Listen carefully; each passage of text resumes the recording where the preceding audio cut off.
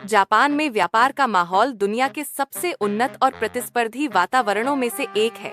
तकनीकी नवाचार और गुणवत्ता नियंत्रण पर बहुत जोर दिया जाता है, जो इसे विदेशी निवेशकों के लिए एक आकर्षक गंतव्य बनाता है। जापान विदेशी निवेशकों के लिए एक आकर्षक गंतव्य है। जापान में काबुशिकी कैशा केके और गोडो कैशा जीके सहित विभिन्न प्रकार की कंपनियों की स्थापना की जा सकती है। काबुशिकी कैशा एक संयुक्त स्टॉक कंपनी है जो बड़े व्यवसायों के लिए उपयुक्त है। गोडो कैशा एक सीमित देयता कंपनी है जो छोटे और मध्यम आकार के व्यवसायों के लिए बेहतर मानी जाती है। जापान में कंपनी पंजीकृत करने के लिए कंपनी का नाम पंजीकृत करना एक आवश्यक कदम है। कंपनी का संविधान बनाना और आवश्यक दस्तावेजों को न्याय मंत्रालय में जमा करना पंजीकरण प्रक्रिया का हिस्सा है। जापान में कंपनी पंजीकरण प्रक्रिया जटिल हो सकती है, इसलिए स्थानीय विशेषज्ञों की मदद लेना उचित है। जापान एशिया प्रशांत बाजार में प्रवेश के लिए एक रणनीतिक प्रवेश द्वार प्रदान करता है। यह दुनिया के सबसे तेजी से बढ़ते आर्थिक क्षेत्रों में से एक है।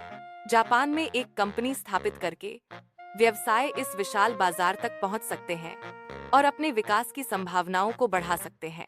जापान में उपभोक्ताओं की क्रय शक्ति बहुत अधिक है, जो उच्च गुणवत्ता वाले उत्पादों और सेवाओं की मांग को बढ़ाती है। उच्च क्रय शक्ति व्यवसायों को प्रीमियम कीमतों पर उत्पाद बेचने और महत्वपूर्ण लाभ मार्जिन उत्पन्न करने का अवसर प्रदान करती है। जापान में उपभोक्ता उच्च गुणवत्ता वाले उत्पादों और सेवाओं की मांग करते हैं, जिससे व्यवसायों को नवाचार और उत्कृष्टता के लिए प्रोत्साहन मिलता है।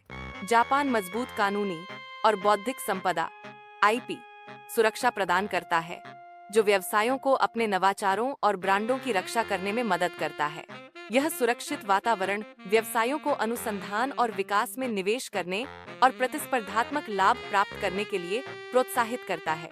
जापान की स्थिर सरकारी नीतियां एक पूर्वानुमानित और सहायक व्यावसायिक वातावरण प्रदान करती हैं, जिससे दीर्घकालिक निवेश और विकास संभव होता है। काबुशिकी कैशा केके एक प्रकार की जापानी कंपनी है जो प्राइवेट लिमिटेड कंपनी के समान है। इसे अक्सर अधिक प्रतिष्ठित माना जाता है और यह बड़ी कंपनियों के लिए उपयुक्त है। यह उन व्यवसायों के लिए उपयुक्त है जो एक मजबूत सार्वजनिक छवि चाहते हैं। गोडो कैशा जीके एक जापानी कंपनी का प्रकार है जो लिमिटेड लायबिलिटी कंपनी के समान है। जीके की स्थापना और संचालन के लिए आमतौर पर कम अनुपालन लागत और कम जटिल प्रक्रियाएं होती हैं। यह इसे छोटे व्यवसायों और स्टार्टअप के लिए एक आकर्षक विकल्प बनाता है। केके को आमतौर पर अधिक प्रतिष्ठित माना जाता है, लेकिन जीके अनुपालन और स्थापना लागत में अधिक किफायती है। व्यवसायों को अपनी विशिष्ट आवश्यकताओं और लक्ष्यों के आधार पर केके और जीके के बीच चयन करना चाहिए। केके और जीके संरचनाओं के बीच चुनाव व्यवसाय की विशिष्ट आवश्यकताओं पर निर्भर करता है। सबसे पहले एक कंपनी का नाम तय करें। जांचें कि चुना हुआ नाम उपलब्ध है या नहीं। यह सुनिश्चित करता है कि कोई अन्य कंपनी समान नाम से पंजीकृत नहीं है। जापान में एक स्थानीय कार्यालय पते की आवश्यकता होती है। कंपनी को पंजीकृत करने के लिए एक भौतिक पता प्रदान करना आवश्यक है। जापान में कंपनी पंजीकरण के लिए भौतिक कार्यालय का पता अनिवार्य है। निगमन के लेख कंपनी के संगठन और संचालन के लिए बुनियादी नियम और विनियम स्थापित करते हैं। के प्रकार की कंपनी के लिए निगमन के लेख को नोटरी से प्रमाणित कराना कानूनी वैधता सुनिश्चित करता है। कंपनी के शेयर धारकों को पूंजी का योगदान करना और बैंक से जमा पर्ची प्राप्त करना वित्तीय रिकॉर्ड के लिए महत्वपूर्ण है। जापान में एक कंपनी काबुशिकी कैशा या केके स्थापित करने के लिए कम से कम एक निदेशक होना आवश्यक है। यदि कंपनी एक केके है, तो कम से कम एक निदेशक का जापान का निवासी होना आवश्यक है।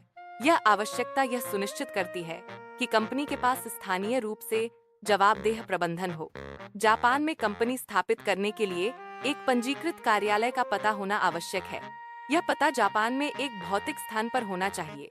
पंजीकृत कार्यालय का पता कंपनी के आधिकारिक संचार और कानूनी उद्देश्यों के लिए उपयोग किया जाता है और सार्वजनिक रिकॉर्ड पर होना चाहिए। जापान में कंपनी स्थापित करने के लिए कोई न्यूनतम पूंजी योगदान आवश्यकता नहीं है। आमतौर पर 1 मिलियन जापानी येन जेपीवाई के पूंजी योगदान की सिफारिश की जाती है। यह राशि कंपनी को परिचालन शुरू करने और बनाए रखने के लिए पर्याप्त वित्तीय संसाधन प्रदान करती है। प्रक्रिया का परिचय दिया जाता है, जिसमें बताया जाता है कि यह 2 से 4 सप्ताह तक चलेगी। एक कैलेंडर दिखाया जाता है जिसमें इस अवधि को चिह्नित किया गया है। एक टाइमर शुरू होता है जो प्रक्रिया की शुरुआत को दर्शाता है। प्रक्रिया के मध्य में एक दृश्य अपडेट प्रदान किया जाता है। कैलेंडर पर समय बीतने को दर्शाया जाता है और टाइमर दिखाता है कि कितना समय बीत चुका है। यह स्पष्ट किया जाता है कि प्रक्रिया अभी भी समय सीमा के भीतर है। प्रक्रिया के अंत में परिणाम प्रस्तुत किए जाते हैं। कैलेंडर पर अंतिम तिथि दिखाई जाती है और टाइमर रुक जाता है जो प्रक्रिया के पूरा होने को दर्शाता है। यह पुष्टि की जाती है कि प्रक्रिया 2 से 4 सप्ताह के भीतर पूरी हो गई। परिचय। यह वीडियो जापान में कंपनी निर्माण के बारे में जानकारी प्रदान करता है। उम्मीद है यह वीडियो दर्शकों को जापान में कंपनी स्थापित करने की प्रक्रिया को समझने में मदद करेगा। यह वीडियो जापान में कंपनी निर्माण के बारे में दर्शकों की समझ को बढ़ाने के लिए बनाया गया है। कंपनी निगमन में मार्गदर्शन के लिए नीचे टिप्पणी करें या हमसे संपर्क करें। कंपनी निगमन सहायता के लिए कॉल टू एक्शन स्क्रीन पर प्रदर्शित किया गया। स्क्रीन पर प्रदर्शित पाठ कंपनी निगमन मार्गदर्शन के लिए सहायता प्रदान करता है। चैनल सदस्यता के लिए सदस्यता लेना आवश्यक है ताकि भविष्य के वीडियो न छूटें। बेल आइकन दबाने से यह सुनिश्चित होता है कि नए वीडियो की सूचनाएं तुरंत प्राप्त हों। भविष्य के वीडियो को मिस न करने के लिए सदस्यता और बेल आइकन दोनों महत्वपूर्ण हैं।